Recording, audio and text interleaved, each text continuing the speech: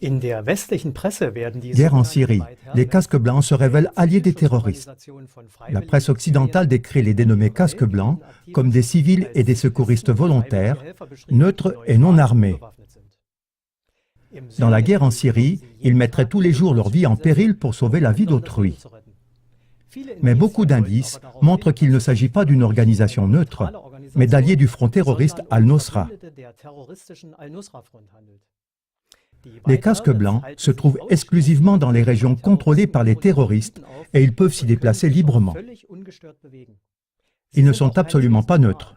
Ainsi, leur chef, Raed Saleh, demande une zone d'exclusion aérienne au-dessus de la Syrie, ce qui servirait exclusivement aux rebelles. Il existe des preuves photos et vidéos qui montrent comment des personnes sont brutalement exécutées par les terroristes en présence des casques blancs et que ces derniers enlèvent ensuite les cadavres. De plus, les casques blancs sont ceux qui fournissent à la presse occidentale la plupart des images provenant de Syrie. Une des images les plus connues que les casques blancs ont fournies est certainement celle de l'enfant de 5 ans, Omran Daknish. Curieusement, de telles images proviennent toujours seulement de prétendues attaques de l'armée russe ou syrienne. Des images ou des rapports de crimes commis par les terroristes ne sont jamais fournis.